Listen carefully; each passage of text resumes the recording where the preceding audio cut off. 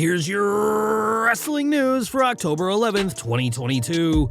And we're kicking off today with Monday Night Raw, which saw Bobby Lashley have a very rough night indeed. Before the show, it was advertised that Lashley would be defending the United States Championship against Seth Rollins, but nobody predicted the return of Brock Lesnar. Attacking Lashley, Brock hit the F5 and Kimura lock on the Almighty, leaving him in no condition to compete. Ever the opportunist, Seth Rollins, who was still banged up from last weekend's Fight Pit, provoked Lashley into a title defense, and it wasn't long before Seth became the new United States Champion. It's clear that Lashley vs. Lesnar is the direction WWE are going with for Crown Jewel in what will be a huge rematch from their one and only singles encounter from this year's Royal Rumble. The match with Lesnar will be a spectacle regardless of who will win, and it's worth noting that Lashley beat Brock in January this year. If Lesnar is to get his win back, it may also mean that the peak of Bobby Lashley's push is over. If it is, it has been an incredible run between post-WrestleMania 2020 to late 2022, undoubtedly the best run of his career. After his epic return at Extreme Rules last weekend, fans were eager to see Bray Wyatt make his presence felt on this week's Raw, but that didn't take place. Instead, fans got another QR code, which took them to a jigsaw of an upside-down moth and the letters J and V over the design. Wyatt wasn't on this week's Raw, but fans won't have to wait long to see him, as on WWE's website, the former Universal Champion is being advertised for this Friday's SmackDown in New Orleans. It makes sense, as the 10-14-22 number from the QR code hinted at this, and while WWE has teased Wyatt before, this is an outright advertisement, presumably done on purpose to draw viewers in. Wyatt's return last weekend has proven to be a hit with fans, amassing millions of views in days across various social media platforms. No superstar in wrestling has been talked about as much this weekend as Wyatt, and it is now on WWE to keep that momentum going on this Friday's SmackDown. Wyatt will be set to appear on this Friday's SmackDown and many more shows after that, but only after AEW tried to get their claws on the former Universal Champion. As soon as Wyatt was released in July 2021, there was talk about him going to AEW, and Tony Khan made some effort to make that happen. Sports Illustrated report that Wyatt had received feelers from several companies, including AEW, Impact Wrestling, and AAA in Mexico.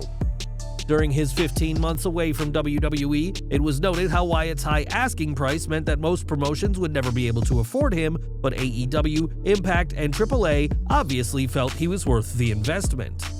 It was also reported that during negotiations to return to WWE, Wyatt and Triple H talked long and hard about booking, and Bray requested a clause in his contract that will allow him to weigh in on his storylines and booking. After some back and forth, Wyatt and Triple H shook hands on the deal, and we assume a title run will be in the works for Bray.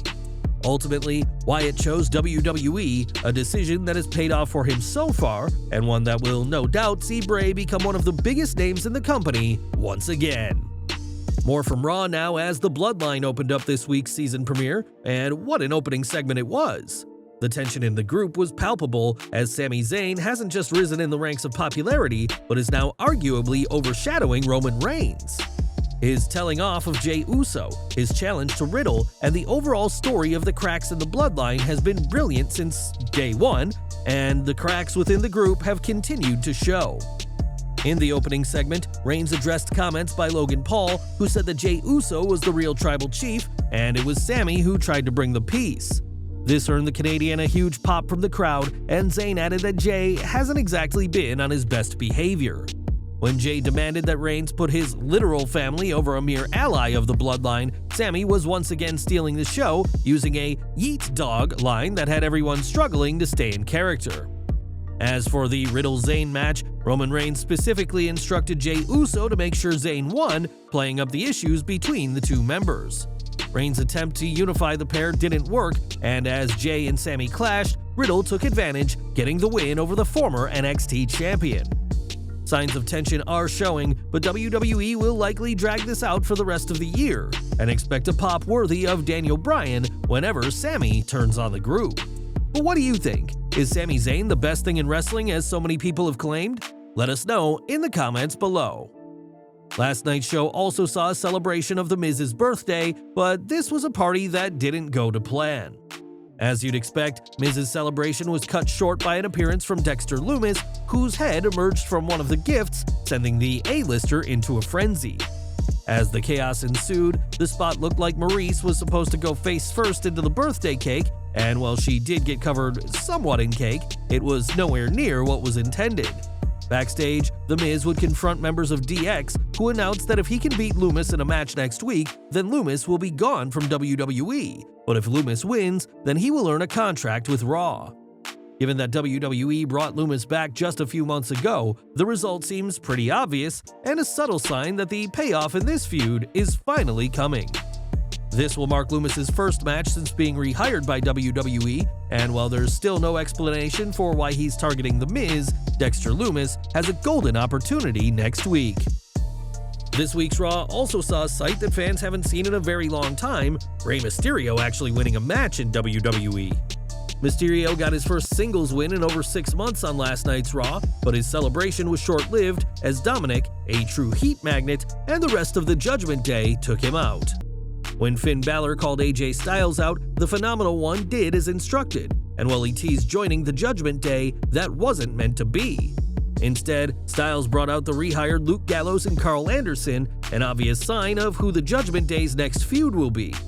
Sources within WWE have revealed that the Good Brothers have signed a 2-year deal with WWE and are just the latest big names to be brought back under the Triple H era. With the club back around, Judgment Day are in serious trouble, and it'll be interesting to see how Balor's own history with Styles, Gallows, and Anderson plays into this story. Not everything on this week's Raw was a home run, as the season premiere of the Red Brand ended on something of a dud. Sure, it's always fun to see DX, but despite what fans had hoped, there was no interaction between the iconic faction and the Bloodline, or even with the Judgment Day. Instead, what we saw was a generic reunion which lasted a few minutes, it got a pop, and was quickly over with. It was an underwhelming ending to an otherwise epic episode of Raw this week, and showed that sometimes nostalgia isn't needed on a wrestling show. The infamous group of DX had some fun during the show, but things didn't end once the cameras stopped rolling. After Raw, Triple H and Shawn Michaels shared a sweet moment after Raw went off the air inside the Barclays Center, as the real-life best friends shared a warm hug and celebrated with the crowd. This marks Triple H's second straight WWE TV appearance, after also being on last Friday's SmackDown. And with reports that WWE is considering an on-screen role, we may be seeing much more of the game from here on. DX was all over this week's Raw, appearing both in-ring and backstage, but not every member of the group could appear. In 2016, the wrestling world lost Chyna, a founding member of the group, who up until very recently, WWE and Triple H have gone out of their way to not bring up. While Triple H would explain in the past that WWE didn't want to bring Chyna up due to her adult film career, this excuse felt hollow, as other controversial people, including convicted felon Mike Tyson, have been brought up. During the latest episode of The Wrestling Outlaws before Raw, Vince Russo hit out at Triple H for avoiding mentioning his ex-girlfriend, who he reportedly cheated on when he began seeing Stephanie. If Triple H goes out there and acknowledges Chyna, I will be the first one to apologize because he has said nothing since her passing. If he goes out there and says something heartfelt, I'll be the first to say, I apologize, bro. But we know their track record, and we know what they do, and the odds of that happening are 1,000,000 to 1. Russo is now eating those comments somewhat, as DX did acknowledge Chyna, but it was X-Pac who gave her a shout-out. Thankfully, WWE, DX, and Triple H are now open to addressing Chyna, but for many, this change of heart about the deceased wrestler has come far too late. In more Raw news, Bayley took on Candice LeRae on the show and took a surprising loss to the former NXT Women's Tag Team Champion. While Bayley dominated the start of the match, it was LeRae who got the win with a step-up senton and a roll-up, giving the role model her first loss on Raw in over 2 years. Bayley's last loss on the Red Brand was all the way back on the August 24, 2020 episode, where she lost to Shayna Baszler via DQ. Candice wouldn't have long to relish in her win, as she was attacked by Io Sky and Dakota Kai after the match, and Damage Control also took out Raw Women's Champion Bianca Belair.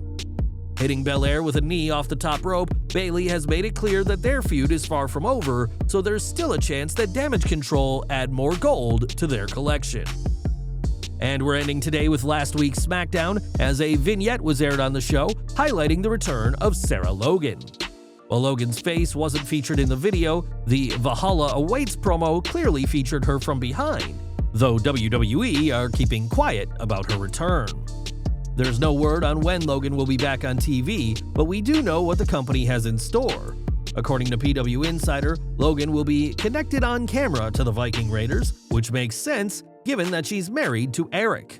We'll have to see what Logan and the Raiders do when she does make her fully fledged return to WWE programming, but expect to see much more of the Riot Squad member in the coming weeks. Well guys, that's our news for today. Please share your comments below. Also hit the like button, subscribe to our channel, and hit the bell icon to receive all notifications. And as always, thanks for watching.